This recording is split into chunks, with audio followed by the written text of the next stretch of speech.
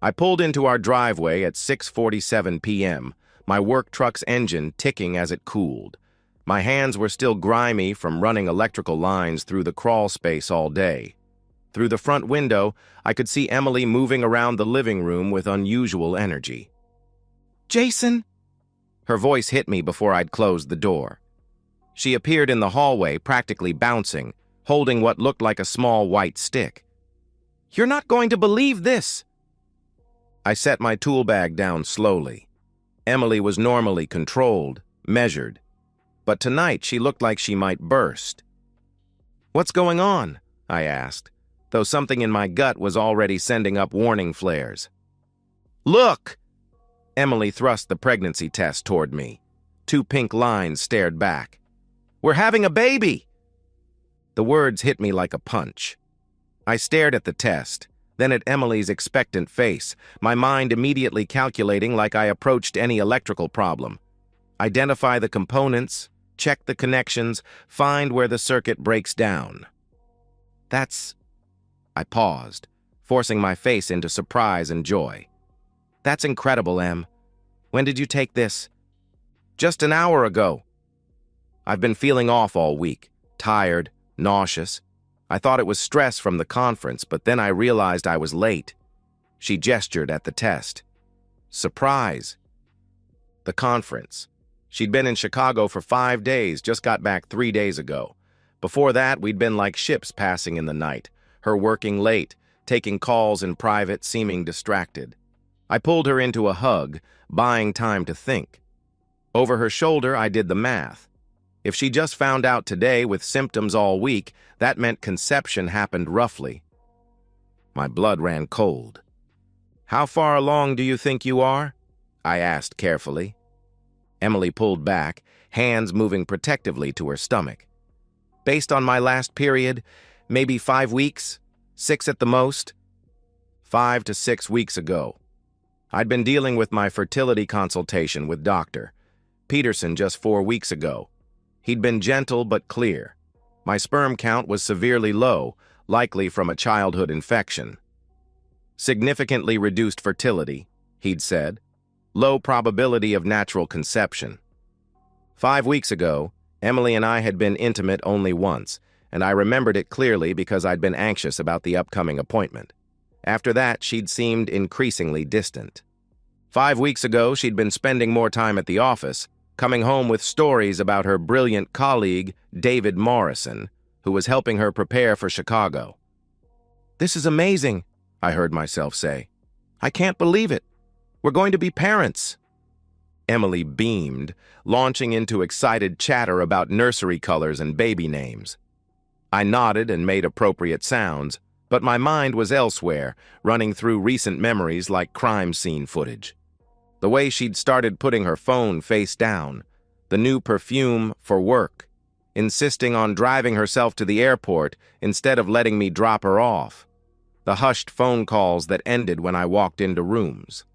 After dinner, a meal I barely tasted, we settled on the couch. Emily curled up against me, scrolling through pregnancy websites. "Look at this," she said, tilting the screen toward me. "At 5 weeks, the baby is about the size of a sesame seed. There's already a tiny heart forming." I stared at the tiny animated fetus that might or might not be mine and felt something fundamental shift inside me. This woman I'd loved for 9 years was either carrying another man's child and didn't know it, or was lying to my face about it. Neither option was acceptable. "I think I'll call in sick tomorrow," Emily murmured. "Start researching doctors, make appointments. I want everything perfect for our little one." Our little one. The possessive pronoun felt like mockery. She fell asleep against me around 10, breathing peacefully, one hand protectively curved over her stomach. I sat in the dark, listening to familiar house sounds. The refrigerator's hum, the neighbor's dog, distant traffic, normal sounds. The soundtrack of a normal life apparently built on lies. I thought about demanding the truth right then, but I'd learned enough about electrical work to know that when you suspect a dangerous short circuit, you don't just start pulling wires. You investigate methodically, You gather evidence. You understand the full scope before tearing anything apart. Because once you cut the wrong wire, there's no going back. I called in sick the next morning, something I'd done maybe 3 times in 5 years. Emily was still asleep when I left at 7 a.m., driving aimlessly while my mind worked through the problem like troubleshooting a complex electrical system. First step, gather data. I stopped at a coffee shop and opened my laptop. Our cell phone account was in my name, which meant I could access detailed usage records. I pulled up the last 3 months of Emily's call and text logs, downloading everything into a spreadsheet with the same precision I used for billing clients. The pattern emerged immediately. Starting 2 months ago, there had been a significant increase in calls to one particular number, not in our shared contacts. The calls were frequent and long, often during lunch breaks or after work. But what caught my attention were calls during her Chicago trip. Multiple conversations, some lasting over an hour, well into the night. I cross-referenced the number with a reverse lookup service. David Morrison, age 43, senior marketing director at Pinnacle Consulting, Emily's company, married, 2 children. My hands were steady as I took screenshots, but something cold was spreading through my chest. This wasn't speculation anymore. This was evidence. I drove home to find Emily humming in the kitchen, making tea instead of her usual coffee. She looked up with a radiant smile. "How are you feeling?" I asked, meaning it on multiple levels.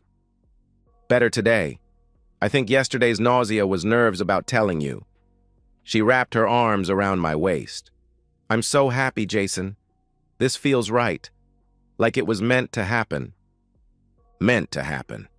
I wondered if David Morrison's wife would agree. "I made an appointment with Dr. Martinez," Emily continued, "and I went shopping after work yesterday for this." She held up a pregnancy guide, bristling with sticky notes. "Did you know that by 8 weeks, the baby will have tiny webbed fingers?" I listened to her chatter while cataloging the correction in my memory.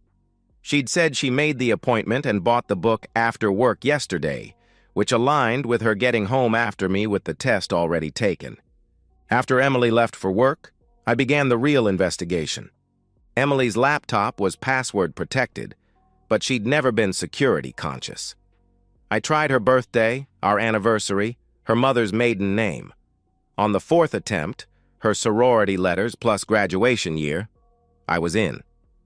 Her email history told a story I wished I'd never learned to read. Messages between Emily and David Morrison went back 3 months, starting with professional collaboration and evolving into something else.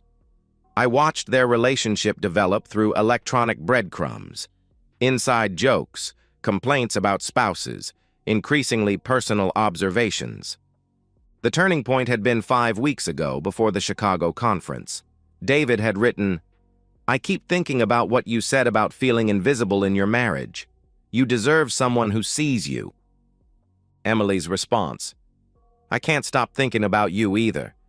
Chicago feels like a sign, doesn't it?" I screenshotted everything, creating a digital file that read like a roadmap to adultery. Hotel confirmations, restaurant reservations for 2. A damning email from David sent the morning she flew home. "Last night was everything I hoped. I can't wait to see you again."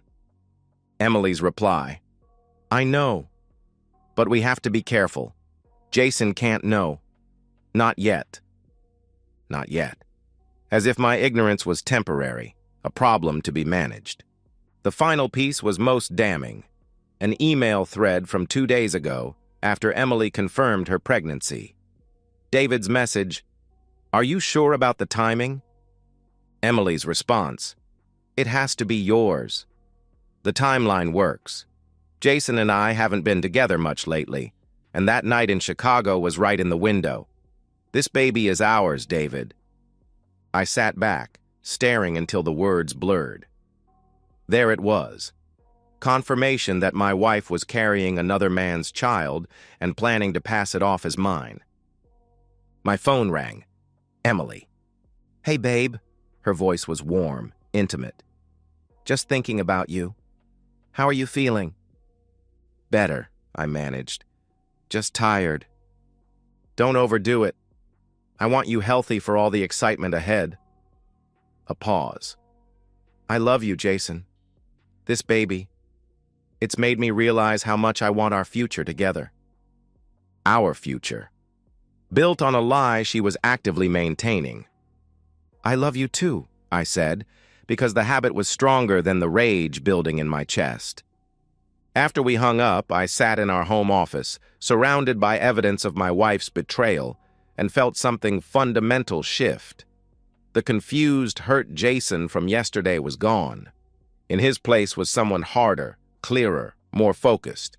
I opened a new browser window and began researching divorce attorneys specializing in adultery cases, then paternity testing procedures, then private investigators.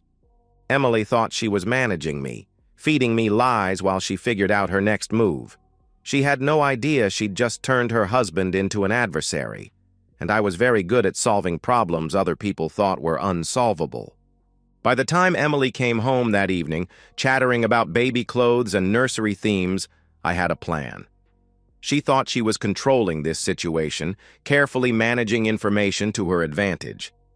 She was about to learn how wrong she could be. I told Emily I needed space on a Thursday morning, 2 weeks after her announcement. We were sitting at the kitchen table, her pregnancy book open between us, when I delivered the news with the same calm precision I used to explain electrical problems to homeowners. I need time to process all this, I said, gesturing at the book. The baby? The changes coming? I think I should stay with Mike for a few days. Emily's fork paused halfway to her mouth. Process what? Jason, we're having a baby. What's there to process? Everything, I said simply. This changes our whole life, Em. I want to make sure I'm in the right headspace to be the father this child deserves. It was a masterful lie, wrapped in enough truth to be believable. Emily's expression softened immediately. Of course, she said, reaching across to cover my hand. I should have realized this might be overwhelming for you too. Take whatever time you need, but don't disappear on me completely, okay? We're in this together. Together. The word tasted like ash. I packed a bag that afternoon while Emily was at work, taking only essentials and leaving obvious traces of my presence. Toiletries, dirty clothes, evidence that I planned to return soon. Mike lived 40 minutes away in a converted garage apartment behind his ex-wife's house. He asked no questions when I showed up with my duffel bag. Stay as long as you need, he said, cracking open a beer. Sarah's been saying the place feels too empty anyway. That first night, Emily called twice. I let both go to voicemail. Hey, just checking in, her first message said. Call me when you're ready. The second, 3 hours later, carried uncertainty. Jason? I'm starting to worry. You've never just not answered before. Please call me back. I deleted both messages without responding. By Friday afternoon, Emily's texts had shifted from understanding to confused. I get that you need time, but this feels different. Can you at least tell me you're safe? I turned off my phone for the weekend. Over the weekend, I used Mike's computer to execute my plan. First, I contacted Patterson and Associates, a law firm specializing in family law with a particularly aggressive reputation. Margaret Patterson agreed to see me Monday morning. Next, I reached out to a private investigation firm advertising expertise in paternity and infidelity cases. The consultation fee was steep, but I had savings Emily didn't know about. Money from side jobs I'd been setting aside for home improvements. Instead, it was going toward destroying my marriage. Sunday evening, Mike found me on his couch, legal pad covered with notes and timelines. You want to talk about what's really going on? He asked. Because this doesn't look like a guy processing fatherhood. I told him everything. The timeline that didn't add up, the emails, the phone records, David Morrison's name and position, Dr. Peterson's fertility diagnosis that made natural conception unlikely. Mike listened without interruption, his expression growing darker. Jesus Christ, Jason, he said when I finished. What are you going to do? I'm going to make sure everyone involved faces the full consequences of their choices, I said. Emily, David, everyone who enabled this. They thought they could compartmentalize this, keep it separate from their real lives. I'm going to show them that actions ripple outward. Monday morning, I met with Margaret Patterson in her downtown office. She was a small, sharp-eyed woman in her 50s who listened to my story with focus. The timeline evidence is compelling, she said after reviewing my documentation. Combined with Dr. Peterson's medical records and digital evidence, we have a strong case. But I have to ask, are you certain you want this level of thoroughness? What you're describing isn't just divorce proceedings, it's total warfare. They started the war, I said. I'm just finishing it. She smiled, and I understood why her firm had such a fearsome reputation. That afternoon, I met with Dr. Elizabeth, the paternity consultant. Her office was clinical, designed to deliver uncomfortable truths with scientific precision. Based on the information you've provided, Dr. Elizabeth said, reviewing Dr. Peterson's fertility results and Emily's timeline, the probability of you being the biological father is less than 5%. While we can't provide definitive confirmation without DNA testing, the evidence strongly suggests alternative paternity. Less than 5%. I thought about Emily's radiant face showing me that pregnancy test, her excited planning for our future. Had she known? Had she been hoping the timing was ambiguous enough to make it work? It didn't matter anymore. By Monday evening, my phone showed 37 missed calls from Emily and 14 voicemails I hadn't bothered to check. I turned it on briefly to see her text messages, increasingly frantic, moving through confusion to anger to genuine panic, then powered it off completely and began preparing for Phase 2. Tuesday morning, I woke up feeling clearer than I had in weeks. Emily thought she was in control, managing information and manipulating timelines.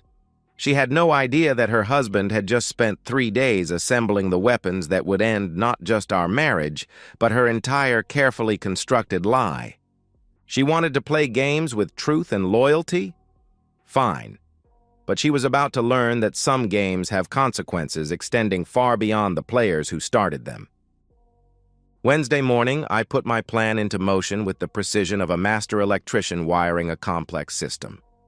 Every connection had to be perfect, every circuit tested, every outcome calculated. Because once I threw the switch, there would be no undoing what followed. First stop, Patterson and Associates, where Margaret Patterson had prepared 3 separate document packages. The divorce papers were comprehensive: adultery grounds, detailed timeline evidence, financial records, and a request for Emily to vacate our home within 30 days. The package for David Morrison's wife, Linda, contained printed copies of every email exchange, phone records highlighting their frequent contact, and hotel receipts from Chicago. The HR complaint for Pinnacle Consulting included evidence of their senior marketing director's inappropriate relationship with a subordinate, complete with documented policy violations. The timing of service is crucial, Margaret explained. Simultaneous delivery ensures no one has time to coordinate damage control. I nodded, checking my watch. 10:47 a.m. Phase 1. Emily's workplace humiliation. I'd arranged for divorce papers to be served at Pinnacle Consulting at exactly 11 a.m. when Emily would be in her weekly team meeting. The process server specialized in workplace deliveries. He knew how to create maximum impact while staying within legal boundaries. Phase 2. Linda Morrison's devastating morning. A courier was scheduled to deliver the evidence package to David's home at 11:15 a.m., when David would be at work, but Linda would likely be home. The package included a cover letter I'd written myself, explaining exactly who I was and why she needed to see what her husband had been doing. Phase 3. Corporate consequences. The HR complaint would be hand-delivered to Pinnacle's head office at 11:30 a.m., with copies sent via certified mail and email to create an unimpeachable paper trail. I drove to a parking lot 6 blocks from Pinnacle Consulting and waited. At 11 a.m. exactly, my phone buzzed with a text from the process server. Package delivered. Target appeared shocked. Several witnesses present. I could picture it. Emily sitting in the conference room, probably discussing quarterly targets, when a stranger walked in asking for Emily Hartwell. The confusion as she identified herself. The formal language. You are being served with divorce papers. The stunned silence as colleagues processed what they were witnessing. The humiliation spreading across her face as she realized her private life was now very public. At 11:17 a.m., my phone rang. Emily's number. I declined the call and turned the phone off completely. By noon, I was parked outside a diner 20 minutes from David Morrison's neighborhood, eating a burger and checking my watch. The courier had confirmed delivery to Linda Morrison at 11:23 a.m. The HR complaint had been successfully filed with Pinnacle's corporate office. Now came the hardest part, waiting for the dominoes to fall. I drove back to Mike's place and settled in to monitor the aftermath. I'd set up Google alerts for David Morrison's name, tracking any news about Pinnacle Consulting, and created a temporary email account for communications with Margaret Patterson. The first sign of impact came at 2:47 p.m., an email from Patterson's office indicating that Emily's attorney had already made contact. Emily was moving fast, which meant she understood the gravity of her situation. At 3:15 p.m., Mike called from his job. "Dude, you need to check Channel 7's website. There's something about Pinnacle Consulting." I pulled up the local news site and found a brief item in the business section. Senior Marketing Director at Pinnacle Consulting suspended pending. Investigation into workplace conduct allegations. No names mentioned, but the timing was too coincidental. David Morrison was already facing professional consequences. Good. My temporary email account started filling up. Emily's attorney requesting communication. A law firm I didn't recognize, probably David Morrison's counsel, making vague inquiries about resolving this matter discreetly. Updates from Patterson's office on Emily's initial responses. But the most interesting email came at 4:33 p.m. from Linda Morrison herself. "Mr. Hartwell," it began, "I received your package today. I want you to know that I've already contacted my attorney and filed for immediate separation. My children and I have moved to my sister's house. David came home to an empty house and divorce papers. I thought you should know that your evidence is being used to ensure he faces full consequences. Thank you for having the courage to tell me the truth." I read the message twice, feeling a complex mix of satisfaction and sadness. Linda Morrison was innocent in all this, just like I had been.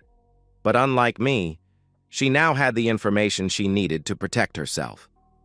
At 6:20 p.m., I finally turned my phone back on. 43 missed calls, 67 text messages, 22 voicemails. I scrolled through Emily's texts, watching her emotional journey play out in real time. 11:03 a.m. What the hell is happening? Call me now. 11:47 a.m. Jason, please, people are staring. I don't understand. Please call me. 1:23 p.m. I can't reach you anywhere. Mike won't tell me where you are. Whatever you think you know, we can talk. 2:15 p.m. I'm sorry. God, I'm so sorry. Please just call me so we can fix this. 3:44. They suspended me pending investigation. Everyone knows. How could you humiliate me like this? 4:58 p.m. David's wife called me, screaming. She knows everything. His kids won't talk to him. You've destroyed so many lives. 5:32 p.m. I know you're reading these. We can work through this. The baby needs both parents. The baby. Even caught red-handed, she was still trying to manipulate me with a child that wasn't mine. I listened to one voicemail from the middle of the day. Jason, it's me. I don't know what to say. I know how this looks, but it's not what you think. David and I, yes, we got close, but the baby is yours.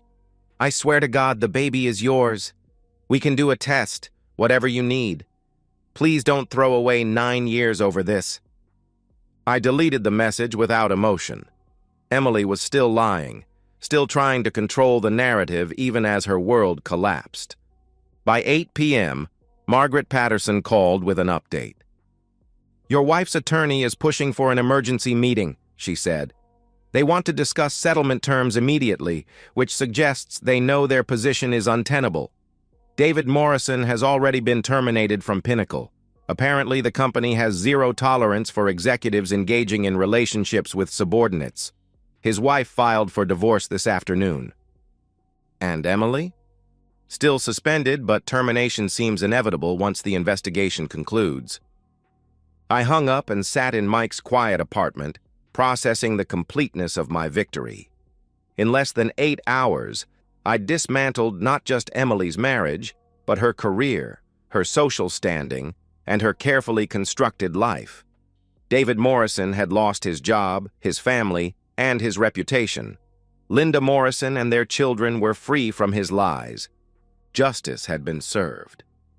My phone rang again. Emily's number. For the first time in days, I answered. Jason? Her voice was barely a whisper, raw from crying. Oh God, thank you for answering. Please, we need to talk. There's nothing to explain, I said calmly. I read your emails, Emily. All of them. I know about Chicago, about David, about your plans to pass his child off as mine. Silence.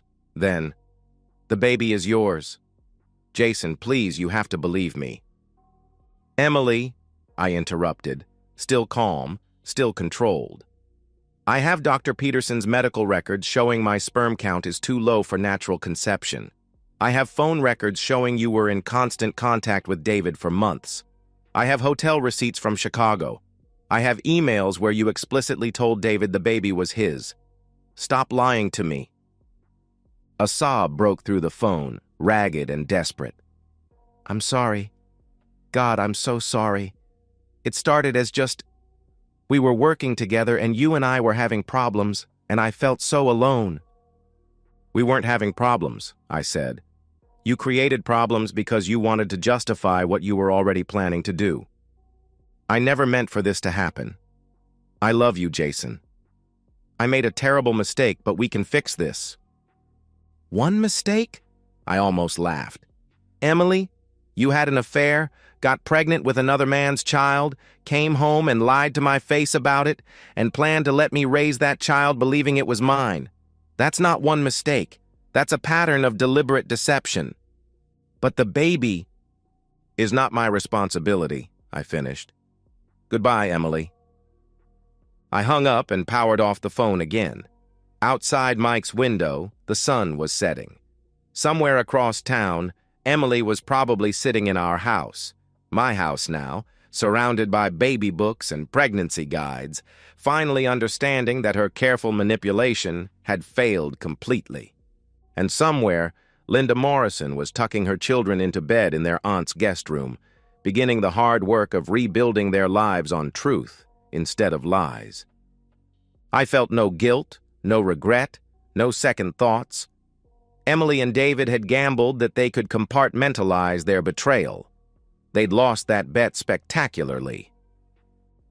The next morning, I woke up to find that my strategic strike had created a domino effect more comprehensive than I'd even planned. Margaret Patterson called at 8 a.m. with updates confirming the scope of devastation. Emily's been terminated, she said without preamble. Pinnacle completed their investigation overnight. They can't afford to keep her after the Morrison scandal. They're cutting all ties with anyone connected to the situation. I poured myself coffee and settled into Mike's kitchen chair, feeling oddly calm. What about David? Professional suicide. Not only terminated, but Linda Morrison's attorney is going after him for half of everything. House, retirement accounts, stock options, plus child support for 2 teenagers who refused to speak to him. Through Mike's kitchen window, I could see normal suburban life proceeding. Kids waiting for school buses, neighbors walking dogs, people heading to work. Their lives continued in orderly patterns, while mine underwent fundamental reconstruction. "Emily's attorney wants to meet today," Margaret continued.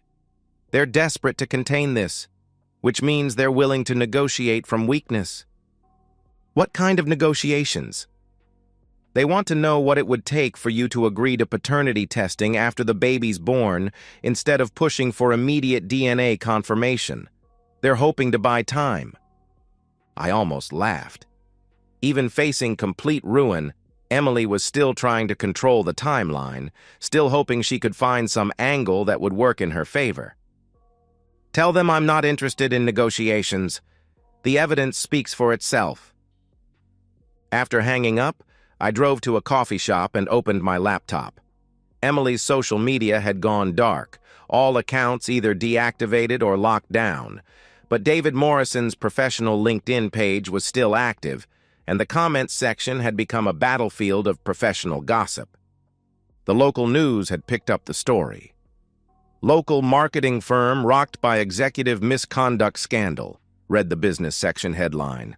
The article was vague on details but mentioned inappropriate relationships and ethics violations that had resulted in significant personnel changes. But the real entertainment was in local Facebook groups, where Pinnacle employees were clearly sharing gossip despite company policies.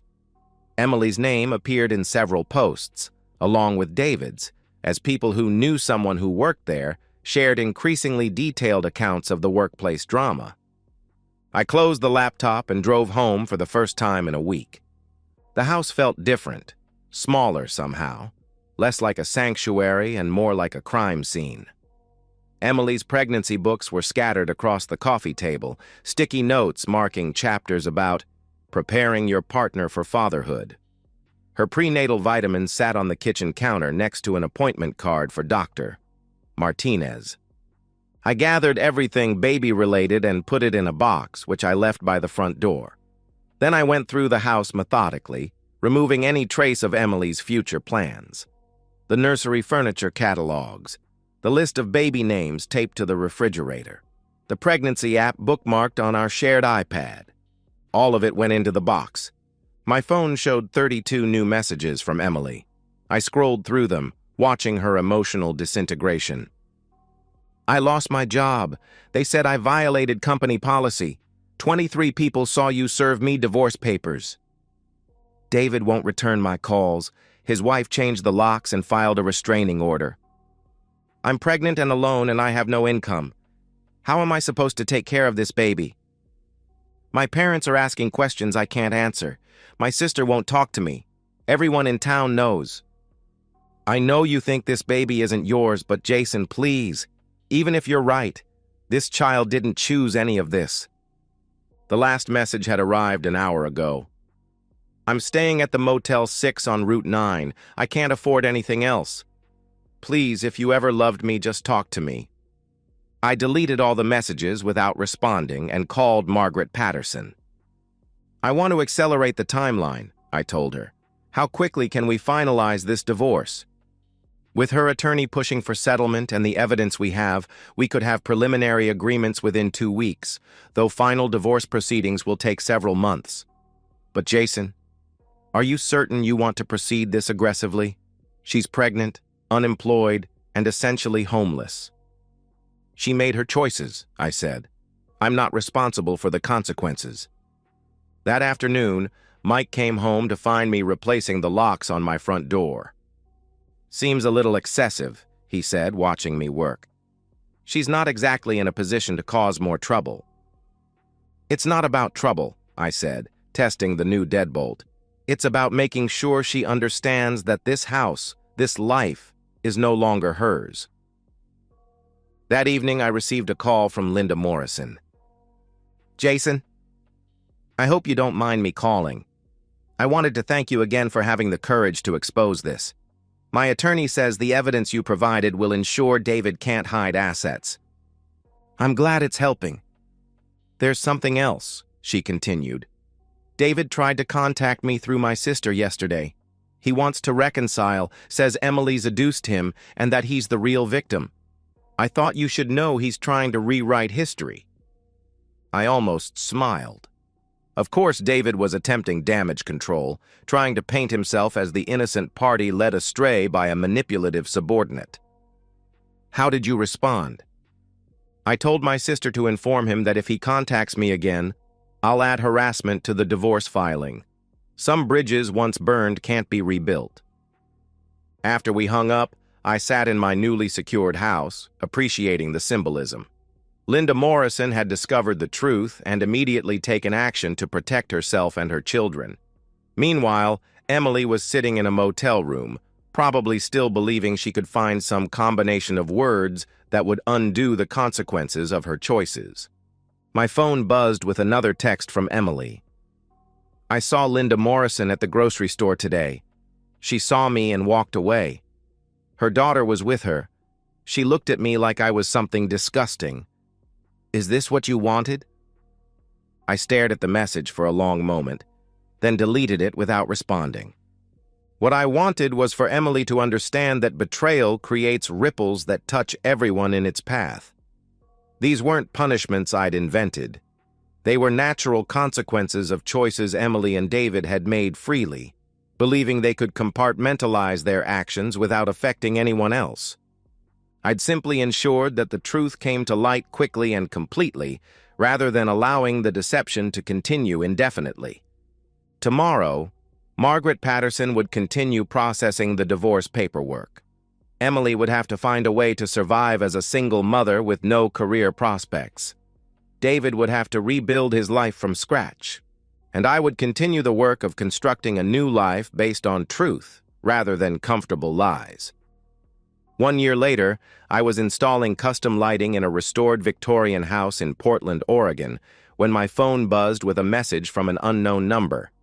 I almost deleted it automatically. Emily had tried reaching me through various channels, and I'd blocked each attempt systematically. But something made me open this one. It was a photo. A baby, maybe 4 months old, with dark hair and features that unmistakably belonged to David Morrison. Below the image, a brief message. Her name is Sophie. I thought you should know she looks exactly like her father. I studied the photo for a moment, feeling nothing more than mild curiosity. Sophie was undeniably David's daughter. The resemblance was so strong it would have been obvious even without DNA confirmation. Emily had finally stopped pretending. I deleted the message and went back to work. My new life had taken shape with surprising speed. Hartwell Electric Solutions was booming. Word of mouth in Portland's restoration community had generated more high-end residential work than I could handle alone. I'd hired 2 apprentices and was considering expanding into commercial projects. The house I'd bought was a 1920s Craftsman that I was slowly renovating in my spare time. It sat on 2 acres outside the city, with a workshop where I could build custom fixtures and a garden I was learning to tend with methodical precision. I'd started dating again 6 months ago. Nothing serious yet, but I approached relationships differently now. Trust was something to be earned gradually, verified consistently, and never assumed automatically. Margaret Patterson had sent periodic updates on the legal aftermath. The divorce had been finalized after several months, with Emily receiving minimal assets. David Morrison's divorce had been equally brutal. Linda had successfully claimed half of everything, plus substantial child support. Last I'd heard, he was working as a freelance consultant, his corporate career effectively over. Emily had moved back to her hometown in Ohio, where her parents helped her raise Sophie while she worked part-time retail jobs. The marketing career she'd spent years building was essentially finished. I felt no satisfaction in her struggles, but no sympathy either. She'd made choices that created these consequences. My role had simply been to ensure that truth came to light quickly, rather than allowing deception to continue indefinitely. My phone rang. Mike, calling from back home. Hey, stranger. How's the Pacific Northwest treating you? Can't complain. Just finished wiring a house that's going to be featured in some architectural magazine. The workout here is incredible. Good for you, man. Listen, I thought you should know. I ran into Emily's sister at the hardware store yesterday. She said Emily's been asking about you, wondering how you're doing. I paused in my work. And I told her you'd moved on completely. New state, new business, new life. That you seemed happier than I'd seen you in years. A pause. That was the right thing to say, wasn't it? Yeah, I said, and realized I meant it. That was exactly right. After we hung up, I finished installing the chandelier I'd been working on, a custom piece I'd designed specifically for this dining room. As I tested the connections and watched light cast warm patterns across restored hardwood floors, I reflected on how much my life had changed. A year ago, I'd been living in a house built on lies, married to a woman who'd been systematically deceiving me while planning to raise another man's child as mine. Now I lived alone in a house I was rebuilding with my own hands, surrounded by work that challenged and satisfied me, accountable to no one but myself. The betrayal that had once felt like the end of everything had actually been the beginning of a life that was authentically mine. Emily's deception had forced me to discover strengths I'd never known I possessed, the ability to investigate thoroughly, plan strategically, and act decisively when necessary. I'd learned that I didn't need to tolerate lies or manipulation, that I had more power than I'd realized, and that sometimes the best response to betrayal was simply to walk away and build something better. My phone buzzed again. Another unknown number. This time I didn't even look at the message before deleting it. Emily belonged to my past now, along with the man I'd been when I trusted her. Both versions of reality had served their purpose and then ended, making room for whatever came next. I packed up my tools and headed home to my craftsman house, where I'd spend the evening working on the kitchen renovation and planning the next day's electrical challenges. Simple tasks, honest work, a life built on facts rather than comfortable fictions. It wasn't the future I'd once imagined, but it was entirely my own. And that, I'd discovered, was worth more than any relationship built on lies could ever be. The truth had set me free in ways I'd never expected. Now I was building something new with that freedom, one careful connection at a time. And so, we've reached the end of today's story. Was it what you expected, or did it take a twist you didn't see coming? I'm curious to hear your thoughts. Share them in the comments below, and let's get a conversation going. If this story kept you hooked, make sure to hit that like button. And if you're new here or just haven't subscribed yet, now's the perfect time to join our community. I bring you fresh, captivating stories every day, so click that subscribe button and turn on notifications so you never miss out. Thanks for watching, and I'll see you in the next one.